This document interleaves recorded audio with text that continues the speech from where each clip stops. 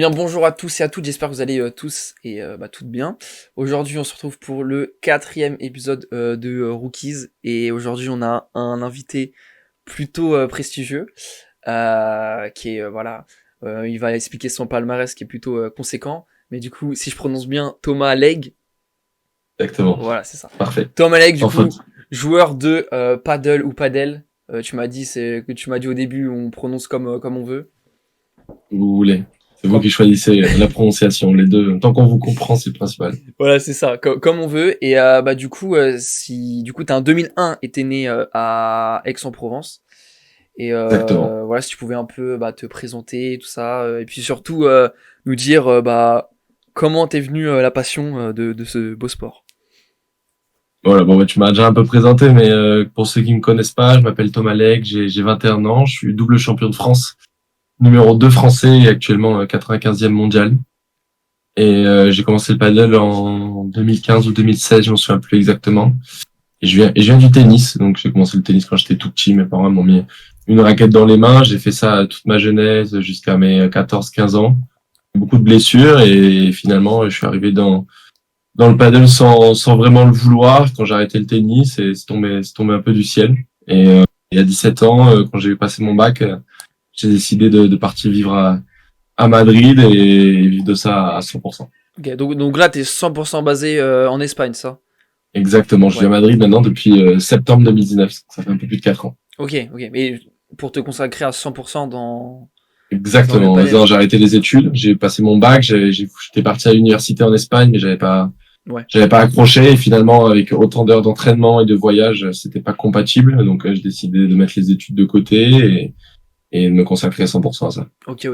Bah du coup, pour cette interview, on va parler, on va dire, du coup de ta carrière et de toi, et on va aussi parler de ce sport-là parce que c'est un sport qui est en ce moment en France, voilà, en Espagne, c'est un sport qui est très connu.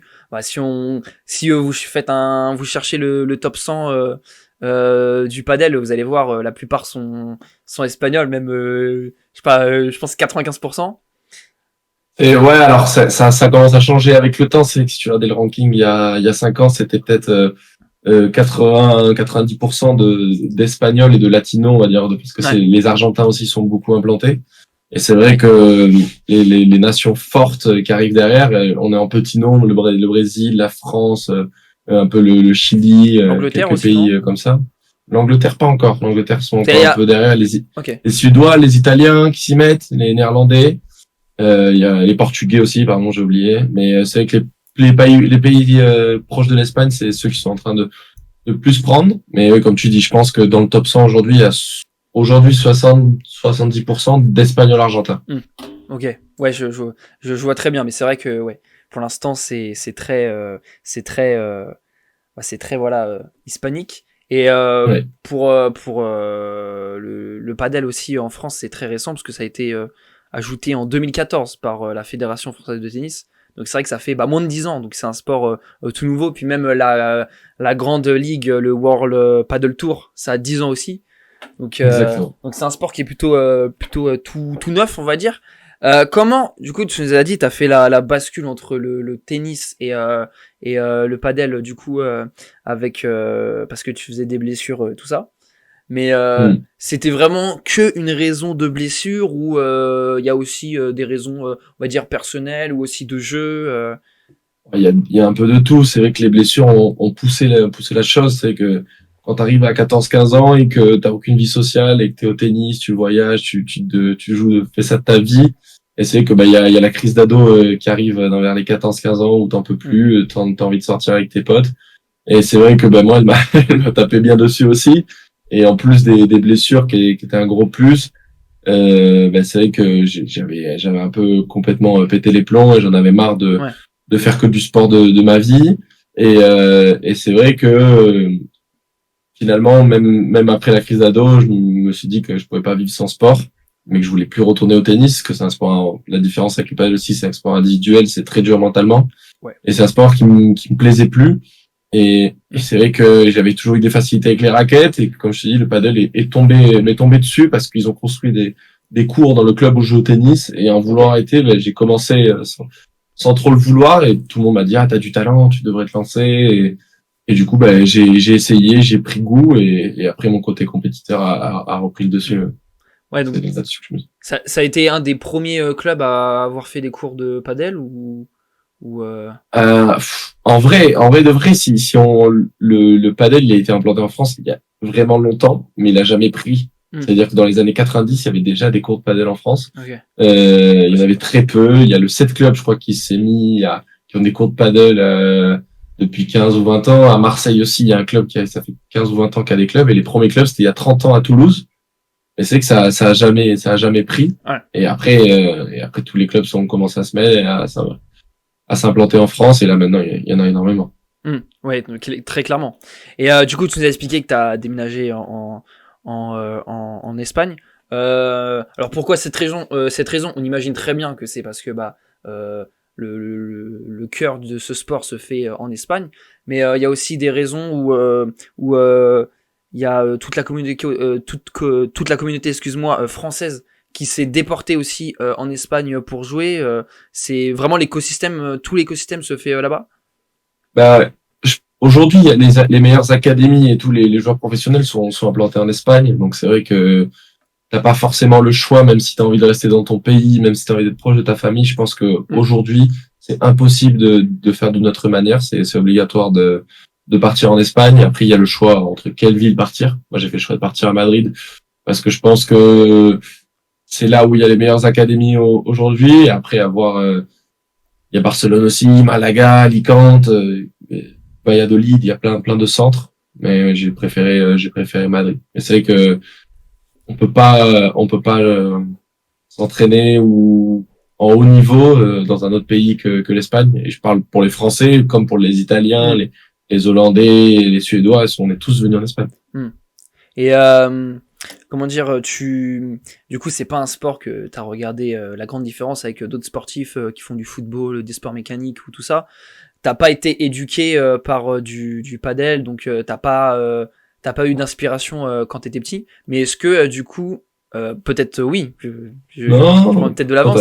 Mais est-ce que du coup, il y a eu, on va dire, cette âme d'enfant de découvrir ce sport qui est venu quand t'as découvert en cherchant des idoles et tout ça, ou directement tu t'es mis dans un processus de te professionnaliser, parce que c'est vrai que c'est plutôt une situation inédite.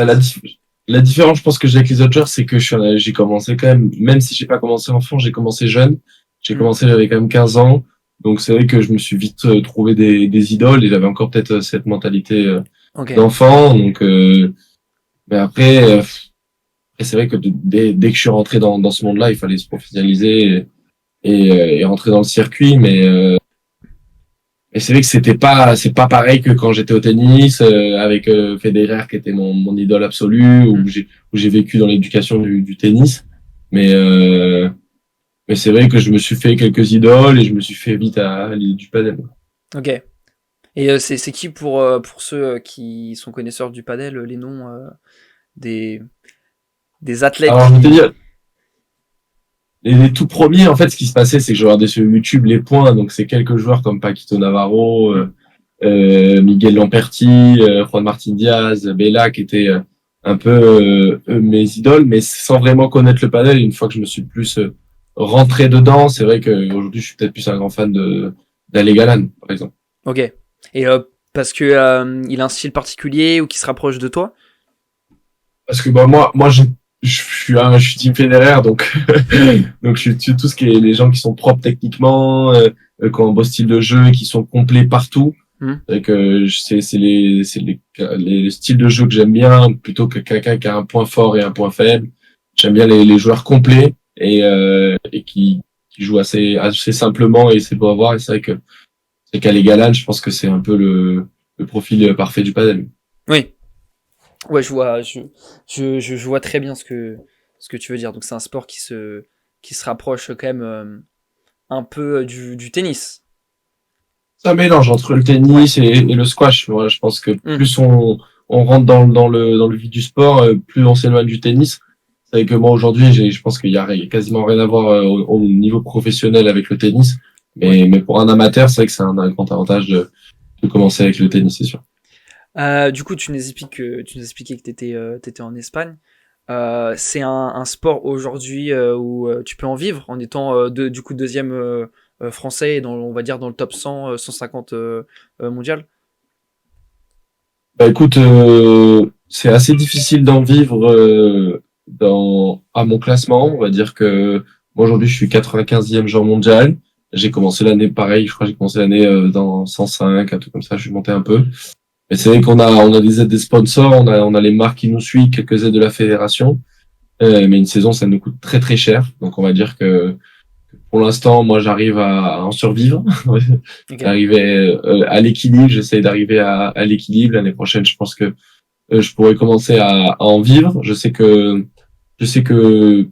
on est très très très peu de Français à être à l'équilibre ou vivre un peu du paddle. On doit être 3 ou 4, 5, allez, grand max. Il y en a que ça dépend aussi des contacts qu'ils ont, si les sponsors ont plus misé sur eux. Ok. Mais aujourd'hui, je pense que pour se faire une marge, les gens qui vivent du paddle sont en top 50, 60. Je pense que aujourd'hui, on vit du paddle. Ok. Donc c'est quand même une fourchette bah, pour le monde du sport qui est plutôt gros parce que comparé à des sports athlétiques et tout ou même en France, je pense même le top 10 ou le top 5 ça rentre pas.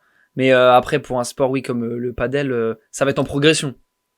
Bah, c'est un sport qui est très beau à voir à la télé, donc il va être vite télévisé. Je pense qu'il y aura aucun souci avec ça. Et c'est Hmm. spectaculaire. Et c'est vrai que ça prend une ampleur fou depuis que les Qataris ont racheté le circuit.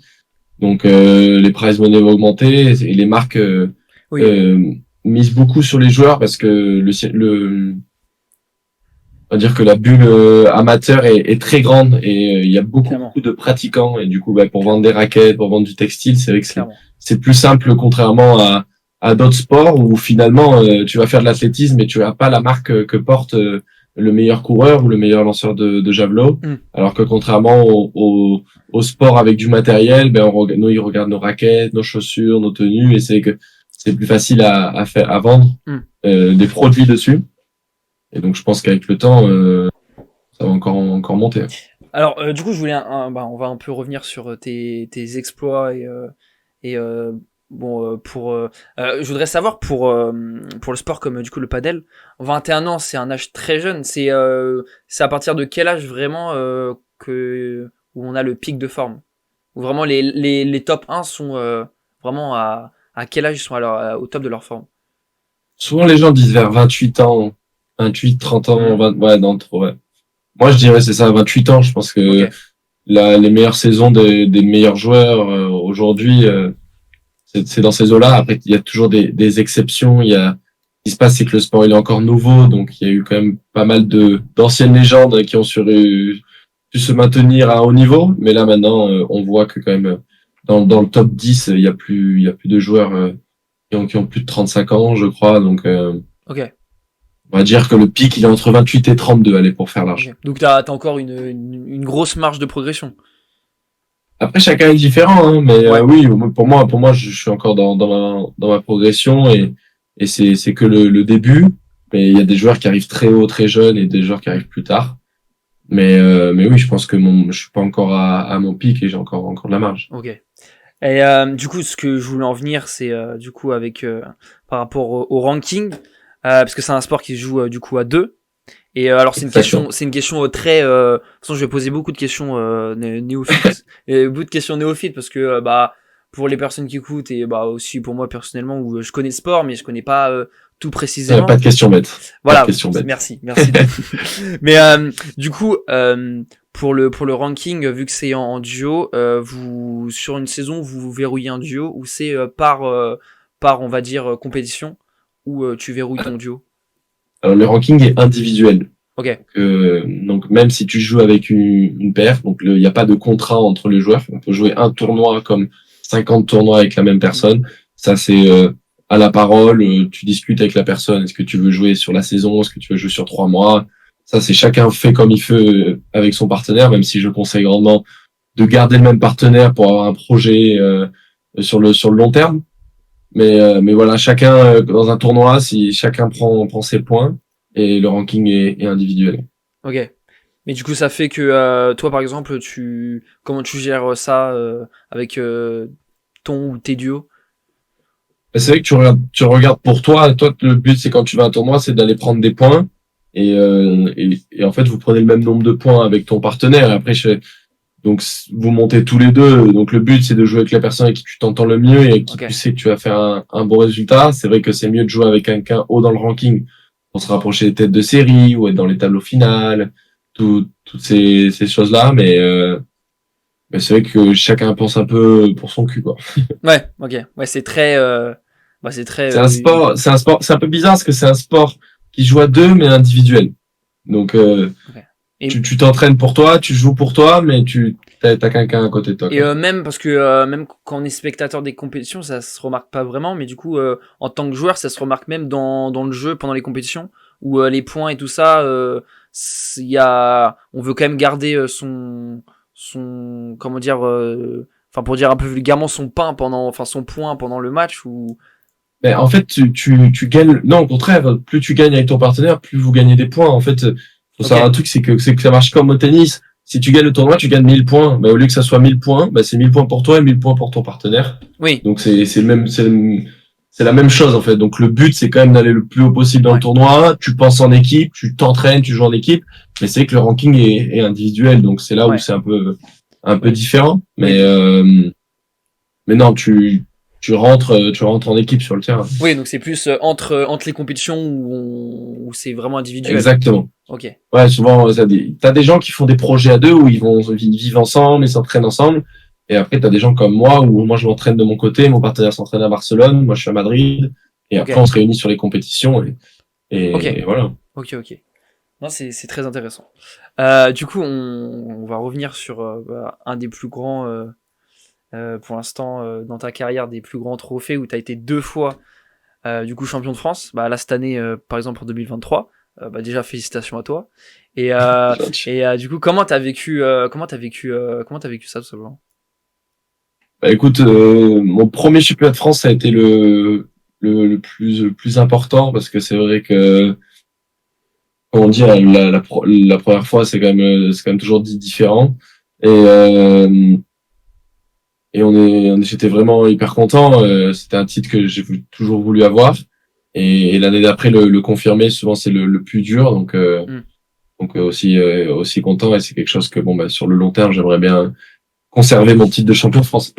Et à l'échelle de la France, du coup, il y a pas de points pour le classement.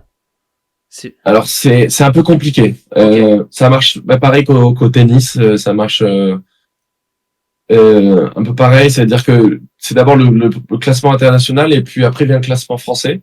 Donc si tu es dans les 200 meilleurs mondiaux, c'est le classement international qui prime.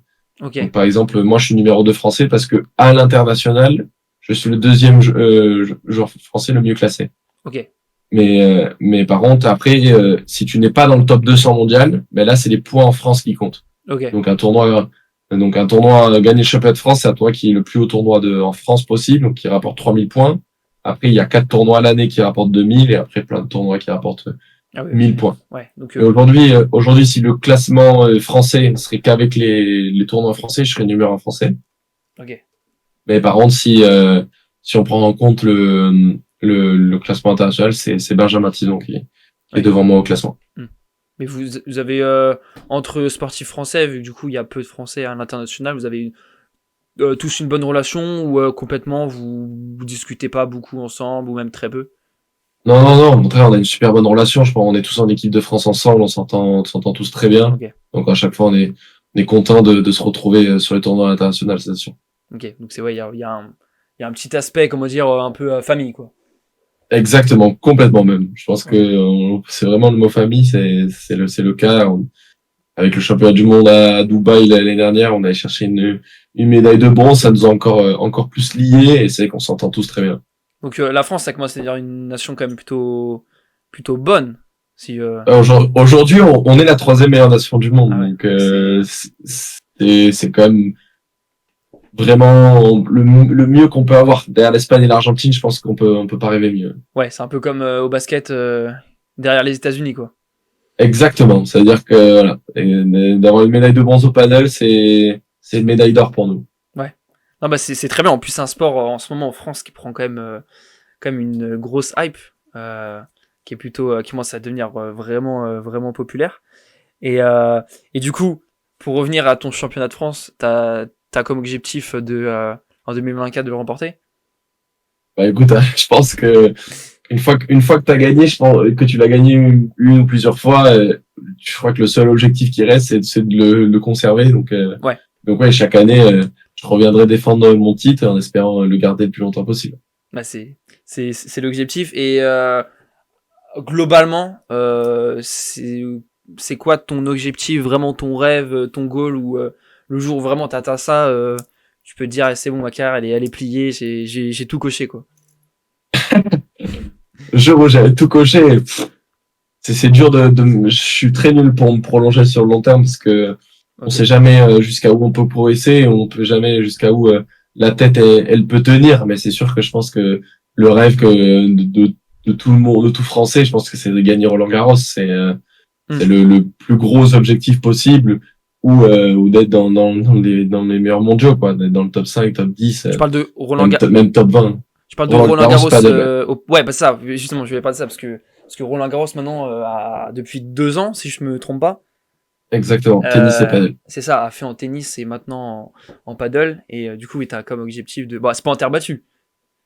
Non, c'est pas. De toute façon, en paddle, on change pas de surface, sais, donc on joue toujours sur du synthétique. Mais c'est pas un objectif, c'est un rêve.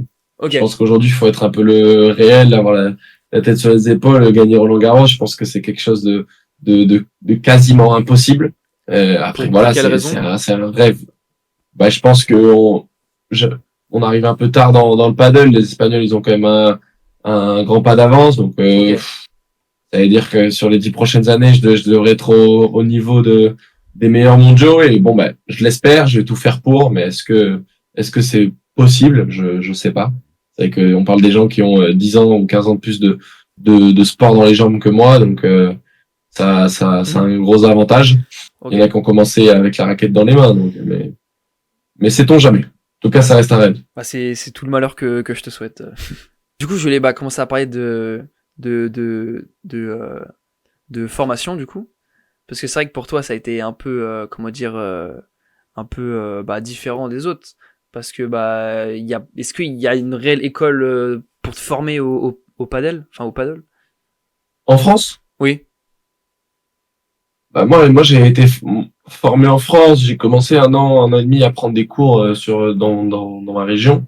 Et après, je suis parti direct à Monaco pendant un an, m'entraîner avec des entraîneurs argentins et des joueurs argentins. Et après, je suis direct parti en Espagne. Je pense qu'avec le temps, on va avoir des bonnes académies en France. Il y aura une bonne formation si des coachs vont se former en Espagne ou des coachs espagnols viennent en France.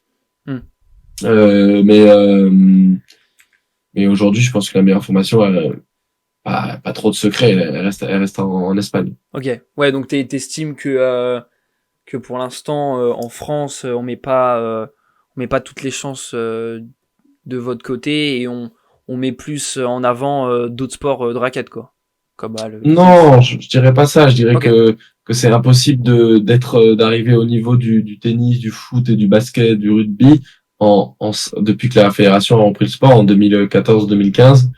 C'est impossible sur moins de 10 ans d'arriver à la hauteur, de faire des écoles pour les jeunes, des académies professionnelles. Il faut déjà prendre le temps que le sport prenne en France, qu'il y a plus de clubs qui se fassent, plus de cours. Et après, là, on pourra essayer de rivaliser avec les autres pays. Mais ça prend du temps. C'est pas du jour au lendemain. Hein. Oui. Je pense pas que la France priorise d'autres sports, mais je pense que c'est juste une question de temps. Ouais, c'est tout un écosystème à créer, quoi. Exactement. Et en Espagne, parce que c'est vrai que nous, quand on est en France, on est vraiment excellent à ça. En Espagne, c'est vraiment un sport qui est populaire. Alors, je vais peut-être aller un peu loin, mais au même titre que le football ou deux sports comme ça. En Espagne, c'est le deuxième sport le plus pratiqué. Il y a plus de 4 millions de pratiquants. Donc on parle quand même, je pense, d'un sport qui est quasiment plus populaire que le tennis. Donc il y a le football qui est en numéro 1, et après c'est des paddles. Mais de toute façon, tu vas en Espagne, tu fais 500 mètres, il y a 3 terrains de paddle. Donc ils ont des terrains de paddle partout. Les gens sont sont fous de ce sport. Et je pense que c'est ce qui est en train d'arriver dans tous les pays. Hein. En Europe, c'est ça. En Italie, déjà, ça a pris une ampleur fou. Rome est maintenant la ville avec le plus de terrains de paddle au monde. Qui est passé devant Madrid, alors que dis-toi qu'à Madrid, il y a des terrains partout. Et après, je sais qu'en Suède, ils montent des centres de partout. Aux Pays-Bas dans aussi, tous les pays, ouais, Pays-Bas, en Allemagne, en Angleterre, en Portugal, en France, enfin tous les pays européens s'y mettent et c'est même en train de s'internationaliser, surtout aux pays de l'Est comme Koweït, Doha, enfin le Qatar, les Émirats arabes, l'Arabie Saoudite, et même vers l'Asie, l'Australie, l'Afrique du Sud, le Mexique, et tous les pays latinos et même les États-Unis s'y mettent.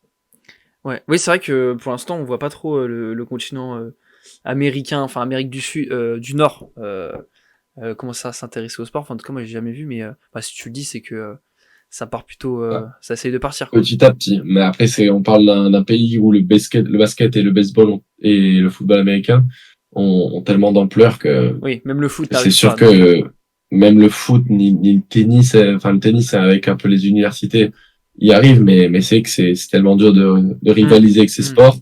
Et eux ils ont ajouté le pickleball, ils ont tout quoi. Là-bas ils ont tout, donc peut-être qu'avec le temps ça va s'y faire, mais en tout cas si on considère le Mexique comme l'Amérique du Nord, ça reste quand même un pays qui est pas mal développé au niveau du paddle et toute l'Amérique du Sud c'est aussi beaucoup.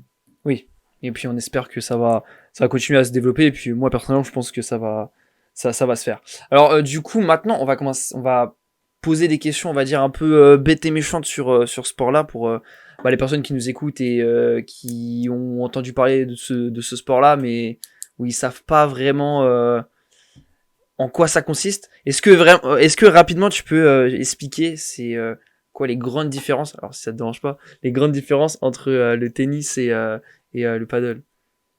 Alors la première grande différence, je pense que c'est la raquette. On joue avec une raquette sans cordage qui est pleine en full carbone. La deuxième grande différence, c'est que le terrain est un peu plus petit qu'au tennis. Il fait 20 mètres de long sur 10 mètres de large et on est entouré de grillages et de vitres. La balle est fortement similaire, même si je crois qu'elle est un peu plus dégonflée que celle du tennis. Et après les règles pour compter les points sont les mêmes et celles du service aussi sont quasiment similaires. Et après dans le jeu, c'est un jeu qui est beaucoup plus aérien que le tennis. On joue déjà avec des joueurs qui sont tout le temps au filet et aussi on passe beaucoup par le lob en général, qui est la différence du tennis ou qui est un jeu qui est plutôt horizontal. Oui. Donc c'est un peu les grandes lignes. Après on peut aller plus en détail si tu veux. Et aussi il y a le grand, enfin on va dire le grand, la grande règle un peu impressionnante pour ceux qui connaissent pas trop le sport, c'est un peu le alors je pense que tu sais tu penses à un truc, mais c'est pas ça que je voulais dire en premier lieu, c'était plus le rebond avec les vitres. Bien sûr. Donc c'est autorisé un rebond en sol et après la balle peut toucher autant de vitres et de grilles que possible, donc il n'y a pas de limite. Une fois qu'elle a touché, elle peut juste toucher une fois le sol.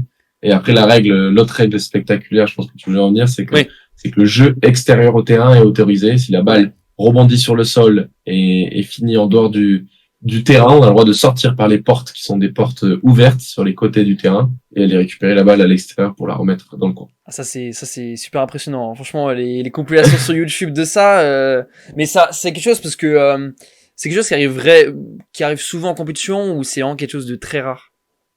Alors, en fait, il faut savoir un truc, c'est qu'à haut niveau, c'est un coup qui est tellement pas compliqué pour les joueurs de haut niveau qu'on essaie de pas envoyer la balle à l'extérieur du terrain parce qu'en fait, on a beaucoup de chances de perdre le point. Okay. Et ce qui se passe, c'est qu'avec le temps, c'est devenu un coup qui était très connu et qui est facile à anticiper. Et du coup, les joueurs perdaient beaucoup de points en faisant sortir la balle du court. Et donc maintenant, on essaye de la faire sortir de moins en moins. Mais c'est vrai que c'est quand même un coup qu'on voit assez souvent dans le sport. C'est pas quelque chose de si extraordinaire à haut niveau. Ok, ouais, d'accord. Parce que c'est vrai que quand on voit certaines compilations ou Canal+, qui ont racheté les droits, la moitié de leur best-of c'était juste sur ça. Donc c'est vrai que Ça reste quand même je pense, si je me trompe pas, le premier sport, tout sport confondu, qui accepte le jeu en dehors des lignes ouais, ou du cours. Donc c'est vrai que c'est assez bizarre à oui, voir quand on a toujours c'est été vrai. habitué à jouer dans un carré ou dans un rectangle de lignes et de pas pouvoir en sortir. C'est vrai que le padel casse un peu les règles du sport C'est là-dessus, vrai, quoi. ça me fait un peu penser alors c'est aucun rapport, mais dans le sens où c'est des règles un peu insolites, ou De rue. non, mais par exemple dans le hockey, où, Ah ok. les joueurs sont obligés de se taper quand il y a une faute entre deux joueurs. Ah. Et c'est le Alors je premier qui crois que a, ils ont le droit de se taper. Mais moi le padel me fait penser un peu à foot de rue ah oui, oui, pour les commentaires. C'est vrai que c'est un peu le sport sans règles. Souvent les gens l'appellent comme ça. ouais, C'est qu'on a le droit de jouer avec les murs, on a le droit de faire rebondir la balle partout, on a le droit de la prendre de voler avec le rebond, on a le droit de la récupérer en dehors du cours. Donc c'est un peu tout est permis. mais Donc j'ai une question qui me brûle les lèvres. Parce que samedi j'ai été faire une petite partie de padel avec mes amis et on a galéré à trouver. En fait, alors c'est débile, mais quand la balle quand elle touche le mur, ça réinitialise le rebond ou pas? alors non, alors la balle elle touche, elle a le droit qu'à un rebond au sol en tout. Ça Ok, veut dire ouais, que dans la partie adverse si quoi. dans tous les cas, quand toi tu joues dans le camp adverse, ta balle elle doit rebondir au sol. Après qu'il la prenne de voler ou qu'il la laisse rebondir, ça c'est autre chose. Mais normalement, elle doit toujours rebondir et après aller sur le mur. Mais une fois qu'elle a touché le mur, elle ne peut plus rebondir sur le sol. Ok, Tu dois directement la récupérer. ok, Donc tu as le droit qu'à un rebond sur le sol et après elle peut toucher un, deux ou trois murs ok, et après tu dois la jouer. Mais tu peux pas la laisser rebondir sur le sol. ok, d'accord. Mais du coup pour rebondir à ça, du coup naïvement et quand on s'y connaît pas à fond dans le sport, quand on regarde du coup des vidéos professionnelles ou quand on regarde jouer, ça se joue principalement en lob et tout ça. Mais quand on est devant un terrain et avec cette règle du coup de un rebond, moi personnellement j'aurais tendance à essayer de l'envoyer très fort en bas pour la vitre. Et pourquoi ça se fait pas? Enfin du coup il doit y avoir une règle qui empêche ça. Mais pourquoi vous faites pas Alors ça et il faut savoir un truc, c'est que déjà tu joues avec deux personnes sur 10 mètres carrés, si je dis pas de bêtises. ouais. Attends, non, 100 mètres carrés, pardon. Sur 10 mètres. Donc, il y a déjà deux personnes pour faire rebondir la balle deux fois sur le sol, sans que l'adversaire il touche la balle, c'est quasiment impossible. Les deux joueurs couvrent quasiment l'entièreté du terrain. Ouais. Euh, les passings n'existent quasiment pas dans ce sport. Car si tu veux taper fort, tu donnes un gros rebond sur la vitre. Après le rebond au sol, tu donnes beaucoup de rebonds sur la vitre qui donne un coup de contre-attaque au joueur. Mm. Donc c'est vrai que passer fort en essayant un passing, finalement c'est pas une bonne chose et tu as quand même forte chance que la balle aille directement dans le mur. Parce qu'il faut savoir que si la balle va directement dans le mur, elle est faute. Ok. Donc tu es obligé de faire rebondir la balle d'abord sur le sol. Donc Ok. c'est vrai que de taper fort et qu'elle aille directement dans le mur, c'est une faute. Donc on joue sur un petit terrain et c'est très difficile de passer par en bas pour récupérer le filet, qui est un peu le but du sport. C'est là où Oui. on gagne le plus de points au filet. Donc la meilleure façon, c'est de passer par le lob ou ce qu'on appelle la chiquita au paddle, qui est une balle tout doucement dans les pieds pour pouvoir gagner du temps et avancer sur le terrain. Ok. Ok, je vois. Ça commence à être un peu plus clair. Plus clair. Je pourrais dire ça à mes potes comme ça au moins ce sera clair. Mais c'est vrai que quand on commence le sport, un peu l'erreur qu'on a, c'est de jouer. Moi j'ai fait 50 tennis, donc du coup j'ai commencé à jouer avec les réflexes du tennis. Et c'est vrai que c'est différent parce qu'on joue quand même un peu plus 360, alors que juste on se déplace un peu, enfin pas un peu en tennis horizontal, En vertical crabe. quoi. C'est un peu un sport en crabe, le C'est tennis. ça, voilà, c'est ça. On se Clair. déplace beaucoup sur les côtés. Il y a beaucoup moins de déplacements avant-arrière. Et c'est vrai qu'au padel, nous, c'est un sport on peut se déplacer en diagonale, on peut en avant, en arrière, sur les côtés, on peut tourner sur soi-même. Clairement. Mais c'est vrai que les mauvais réflexes du joueur de tennis, c'est de venir et de vouloir taper aussi fort qu'au tennis, parce que ça marche pas comme ça. C'est Non, beaucoup ouais. plus en toucher, en douceur. Et après, par contre, des fois, on tape la balle, même voire plus fort que tennis, peut-être. Oui, en plus, ça peut atteindre Et c'est des grosses vitesses. Non, c'est un jeu avec beaucoup de changements de rythme. On joue doucement, vite, on change Oui. les vitesses, ça dépend.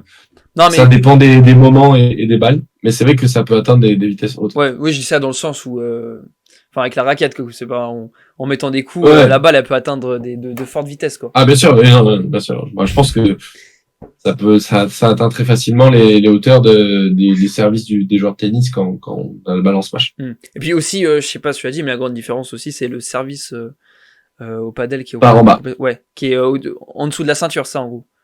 Ouais, alors obligatoirement un rebond au sol, derrière la ligne du carré de service, et il faut frapper la balle en dessous de sa hanche. Et ça fait qu'il y a des techniques du coup, qui sont différentes par rapport de sport de raquette ou vraiment, comment dire, vous jouez. Parce qu'au tennis, il y a certains joueurs où c'est leur point fort et ils jouent beaucoup de points sur leur service. Au padel, c'est différent. Le service, ça reste un coup important, mais en fait, la différence avec le tennis, c'est que nous, le service, ça nous donne la position. Le paddle, c'est un jeu de position. Mm. Le but, c'est d'avoir le filet. Et en fait, d'avoir le service, c'est commencer avec le filet. Donc c'est l'avantage vient pas directement du coup, mais il vient de la position. Donc en Oui. fait, d'avoir le service, c'est avoir la position, et c'est là où on a l'avantage. Ok. Donc ça reste important. Ok, je vois très bien. Bah merci pour ces petites précisions sur les règles. Comment tu expliques le fait que le paddle soit devenu un sport vraiment hype et que ce soit un peu devenu euh, au même titre que dans le foot, la culture du five et tout, bah, qui est aussi fortement en Espagne et tout. Comment t'expliques vraiment ce succès, alors que le tennis c'est pas forcément le sport le plus urbain euh, possible. Ouais, je pense que déjà, premièrement, le paddle, c'est un sport qui est très facile d'accès. Ça veut dire que si vous venez de n'importe quel sport où vous avez jamais fait de sport, prendre une raquette de paddle et taper dans la balle, c'est une des choses les plus simples parce qu'on parle d'une grosse raquette avec une petite balle ou que le bois n'existe plus comme au tennis. Donc, on ne peut décentrer la balle, mais c'est pas une grave erreur. Et c'est vrai que donc, ça joue plus lentement, et c'est un sport qui est vachement ludique, qui est vachement spectaculaire. C'est à haut niveau, c'est très beau à voir, et au niveau amateur, c'est facile de pratiquer. Donc je pense que la hype vient de là. Oui, ouais, la hype peut venir de là et tu penses que comment tu vois l'avenir de ce sport-là en enfin en France mais en général sur notre planète Terre. Moi, je pense que ça va être un sport qui va être à l'auteur du tennis, du Ok. basket, dans ces eaux-là. Je pense qu'on va être dans les sports les plus connus, les plus télévisés, parce que franchement, moi qui suis un fan de tous les sports et qui regarde tous les sports à la télé, sans être chauvin de mon sport, hein, mais je trouve que c'est un des plus spectaculaires à voir. Et c'est vrai que qu'avec le temps, bah, je prends plus de plaisir à voir un match de padel qu'un match de tennis ou d'autres sports. Mm. Et même si je pense que ça passera jamais devant le foot, Ouais, il reste et restera le sport numéro un. clairement. Bah ouais, le foot, ouais, ça va être compliqué, ouais, Non, je pense que c'est pas possible. Et même le foot, c'est différent. C'est une patrie. C'est un pays entier Ouais, pour pour une équipe, donc ou une ville entière. Mais non, ouais, non, clairement. rien. J'espère. En tout cas, je l'espère. Moi, je suis un grand fan de foot, donc T'es pour j'espère que Marseille? ça passera pas devant le foot. Je suis pour Marseille. Ah, t'es pour, bah, après tu viens d'Aix-en-Provence, donc Exactement. bon, en ce moment tu préfères du coup le paddle à ton club de cœur, quoi. Ah, c'est pas notre meilleure saison. Et ça va. En Europa League, on s'en sort et on va revenir en Ligue 1. Non, mais clairement. Mais du coup aussi, ce que je voulais venir sur, bah, du coup, sur le sport, le padel, et puis après, bah, on va peut-être, voilà, commencer à en tirer des conclusions. Euh, Bah voilà, la France, bah surtout, le gros acteur majeur, c'est Canal+. Voilà, parce que Canal+, bah, qui a racheté les droits, qu'on fait une série, bon bah, je sais pas, c'est quoi ton avis sur ça, sur Cyril Hanouna qui a fait une série où il avait comme objectif d'être dans le top 100. C'est quoi ton regard par rapport à ça et un peu la direction médiatique que prend le sport en France pour le grand public? Je pense que le fait que Canal+ ait repris les droits, c'est une chance énorme. Je pense que c'est une chaîne qui est vachement connue et regardée par beaucoup de monde, donc c'est une super chose pour nous. Euh, Après, ce qu'a fait Cyril Hanouna, je pense que ça peut nous aider, même si il aurait pu encore plus médiatiser le paddle, mais il a plus voulu faire un truc focalisé sur lui, donc c'est son choix. Mais je pense que ça aide quand même à faire connaître le paddle et à le développer en France, parce que bon, il a quand même beaucoup de visibilité et d'influence. Mais voilà, après, je sais pas quoi te dire de plus. Non, mais c'est vrai que je sais même pas. Avant, c'est peut-être tu le sais, c'était diffusé où les compétitions de paddle avant Canal+. Alors, je sais que Beansport Ok, avait eu quelques, mais juste avant Canal+. Et après, c'était diffusé en France, ce n'était pas diffusé à la télé. C'était ok, diffusé sur YouTube. ok. Et après, et en Espagne et en Italie, il y avait des chaînes qui avaient racheté, mais ça, c'est les chaînes locales. Donc, je sais pas, en France, je crois qu'avant Beansport, c'est Beansport et Canal qui ont repris dès le début. Ok. Et avant, c'était tout sur YouTube ou sur une application que le World Padel Tour avait. Puis, de toute façon, oui, la France, c'est vraiment depuis 2 ans avec Canal+, du coup, Roland Garros, tout ça. Ouais, c'est vrai qu'en France, il y a une vraie hype, donc euh, ça vient de naître en quelque sorte en France, donc c'est à voir après l'évolution. Mais on va dire que ça commence très bien. Enfin, moi, personnellement, j'ai jamais vu un sport autant commencer comme ça, autant fortement, quoi. Moi, c'est ce que je disais, hein, c'est que c'est pas pour dire que c'est mon sport, mais de tous les sports qui ont commencé, qui avaient un peu pris de, de hype, qui avaient été connus assez rapidement, c'est que je crois que c'est un des sports qui prend le plus d'ampleur, Mm. mais international, vraiment à l'international, parce que c'est tous les pays qui sont en train de construire des terrains, c'est tous les pays avec les clubs remplis, donc ça prend une ampleur de dingue. Ouais, clairement, et c'est plutôt excitant, hein, parce que pour le monde du sport, voilà, qui manquait un peu de nouveaux visages, de nouvelles directions. C'est vrai que ça fait quand même, je trouve personnellement du bien. Et du coup, avant de se quitter, je voulais revenir. Du coup, c'était la dernière compétition qui s'est passée au Chili, ça, ou au Mexique? Au Mexique, Au Mexique, voilà. exactement. C'était la première fois que tu partais au Mexique pour une compétition ou t'as. Non, c'était la deuxième fois. Ok, Là, j'ai enchaîné avec 3 semaines de tournois là non-stop où je sais pas, j'étais en Turquie et après je suis parti au ah Mexique oui, et après j'ai changé de ville au Mexique. Donc j'ai fait 3 tournois d'affilée là pendant 3 semaines. Et dans la deuxième fois que j'allais au Mexique, j'y étais allé l'an dernier pour jouer à Monterrey, ok. un premier paddle à Monterrey. Et là cette fois je suis allé à Puebla en premier et après je suis allé à Ciudad de México. Et ça s'est plutôt bien passé? Je pense qu'on a fait une bonne tournée. On a gagné j'ai gagné mon premier tournoi international en Turquie, donc il y a 3 semaines. Ok, félicitations. Et après on est parti au Mexique. On a fait demi-finale sur le premier tournoi et quart de finale sur le deuxième tournoi au Mexique. Donc Ok. c'est quasiment que des bons résultats. On aurait pu faire mieux. On a eu beaucoup d'occasions dans les deux tournois, mais c'est vrai que la Turquie, c'était le plus petit de ce qu'on appelle le FIP Prize. Et après, c'était FIP Star et FIP Platinum.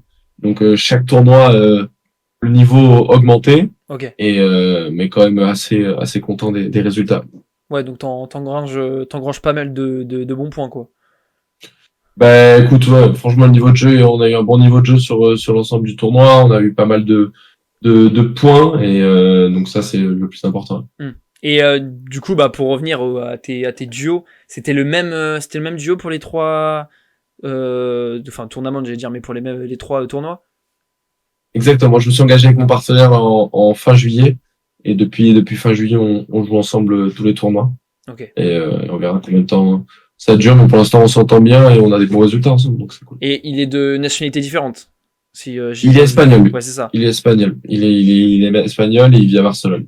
Et l'entente, après, ça fait longtemps que t'es en Espagne et que tu parles espagnol, donc je pense qu'il n'y a pas de Oui, moi, problème. moi je suis bilingue en espagnol, donc en vrai ça, j'ai pas de souci avec la langue, donc il y Ouais. a une bonne entente et après on s'entend bien parce on est surtout amis en dehors du terrain aussi. Et c'est important d'avoir, comment dire, comme dans d'autres sports, d'avoir la même philosophie de jeu, ou ce qui compte, entre guillemets, pour dire un peu vulgairement, c'est que vous deux, vous soyez au même niveau, même fort, ou c'est plus un... Enfin voilà, ma question, c'est, par rapport à ton coéquipier, c'est plus un rapport de niveau ou un rapport de technique? Je pense que la chose la plus importante déjà, c'est d'avoir les mêmes objectifs. Après, c'est d'essayer de trouver quelqu'un qui voit le jeu de la même manière, qui est assez proche de toi au ranking. Que tu es obligé de jouer avec quelqu'un qui est proche de tes points, même si des fois, moi le premier, je fais quelques exceptions en cherchant des joueurs qui sont un peu plus bas au ranking, mais qui jouent très bien. Et le plus important, ben, ça reste quand même les résultats et le niveau de jeu, bien sûr. Ok. Et pour les bah, le fait que tu pars en Turquie puis après au Mexique, bah du coup avec le décalage horaire et tout, c'est compliqué. Vous avez du temps d'adaptation. J'aimerais en avoir plus, Ouais, parce mais que j'avoue que c'est assez compliqué. En fait, ce qui s'est passé, c'est qu'on a enchaîné 3 tournois. On a fini au Mexique le dimanche. On a dû repartir le lundi après-midi du Mexique et le mardi matin de la Turquie, pardon. Donc on est parti le lundi après en Turquie, une escale en France, puis une escale à Madrid. Arriver le lundi à minuit et repartir le mardi à 10h du matin au Mexique. Donc faire de +2 en Turquie à -7 au Mexique, c'est que ça a piqué un peu d'un coup. Mais mais bon, c'est comme ça et faut essayer de s'adapter le plus rapidement possible directement dans l'avion en essayant de caler ses heures de sommeil en fonction des horaires qu'il y a dans le pays où on va. Et après, c'est sûr que moi, je suis resté 2 semaines au Mexique, je me suis habitué et là, le retour en Espagne, il était compliqué. Quand pendant 2 semaines, tu t'es habitué à 7 heures de moins et que tu reviens, il faut reprendre le rythme, c'est compliqué. t'as un physio ou un préparateur physique pour toi ou vraiment tu fais ça tout J'ai un seul. préparateur physique personnel et j'ai 2 kinés, alors qu'ils sont pas personnels, mais c'est les kinés qui me suivent Ok. tout au long de l'année. Ils sont basés sur Madrid, ils me suivent pas dans les tournois. Tous les tournois tous les tournois ont leur propre kiné. Ok. Mais moi sur Madrid, j'ai mes 2 kinés. Ok, d'accord. Ouais, donc c'est plutôt c'est quand même plutôt relativement intéressant. Bah il faut de toute façon il faut dans le sport il faut une équipe, il faut un cadre professionnel, sinon Oui. c'est impossible, surtout pour moi à mon âge. Faut trouver avoir la maturité d'être cadré, et c'est vrai que quand t'as 35 ans et que t'as fait ça toute ta vie, tu peux être un peu plus autonome. Mais moi aujourd'hui, si j'ai pas mes entraîneurs de paddle, mon prof de physique, mes kinés, toute l'équipe qui me suit, mes sponsors, etc., c'est que c'est compliqué Hmm. de gérer tout en même temps à 20 ans, quoi. Ouais, clairement. Et du coup, en parlant de bah du coup de kiné et un peu de préparation, euh, c'est un sport qui coûte cher le paddle ou c'est vraiment à pratiquer à haut Ça niveau en tout dépend. cas. Ça dépend. De toute façon, je dirais toujours la même chose. Tous les sports coûtent cher à pratiquer jusqu'à où tu le pousses. Moi, je suis en train de le pousser au maximum avec un nombre de voyages à l'année qui est énorme, où je voyage tout le monde entier, peut-être aller 40 voyages à l'année aller-retour. Donc, on parle Ah oui. depuis 80 avions. Il faut se loger à Madrid, on paye les entraînements, on paye les entraînements physiques, les kinés, Hmm. les hôtels et tout. Bah, c'est vrai que on parle des saisons à plusieurs, à beaucoup de chiffres. Donc c'est vrai que c'est assez cher. Mais après, si on parle d'un niveau amateur où tu vis dans ta ville et que tu vas jouer proche de chez toi, je sais pas si c'est un sport si cher que ça. Hmm. Mais voilà. Mais en tout cas, au niveau professionnel, Ok. c'est assez cher. Ok, ok, d'accord. Bah écoute, c'était très très intéressant, hein. Je sais pas si tu veux rajouter quelque chose ou pas. Bon, Mais ouais, parfait pour moi. c'était super intéressant. Alors c'était un message à dire pour les gens qui nous écoutent, ou même s'il y a des jeunes, pour essayer de pratiquer bah du coup ce beau sport, le padel, enfin le paddle, sur leur délivrer un petit message, je sais pas. Bah, écoute, je donnerais un petit conseil aux gens qui commencent le paddle de pas se jeter à faire des matchs à tout bas et prendre quelques cours pour apprendre les bases, et surtout pour les gens qui viennent du tennis et enlever leur base du tennis pour comprendre que C'est un nouveau sport, mais après voilà, quoi leur dire de plus qu'il fait sur le terrain de padel, quoi. Non, non, bon, c'est vrai que par rapport au tennis, c'est super plaisant à jouer. Hein, enfin, c'est pas pareil, quoi, mais. C'est plus facile d'accès et Ouais, on c'est ça. s'amuse plus vite, on va dire. Ouais, c'est ça. Ouais, t'as ôté les mots de ma bouche, de toute façon, ce que j'allais dire. Prends du plaisir, ouais, très, très rapidement. Bah, écoute, c'était super intéressant. J'espère que t'as Écoute, apprécié j'espère aussi la petite interview, quoi. Et que ça plaira aux auditeurs. ouais, ouais, c'est ça. Bah, du coup, on se retrouve pour une prochaine, du coup, la semaine prochaine pour un prochain épisode. Euh, Portez-vous bien pour la suite. Et puis, voilà, je vous dis ciao.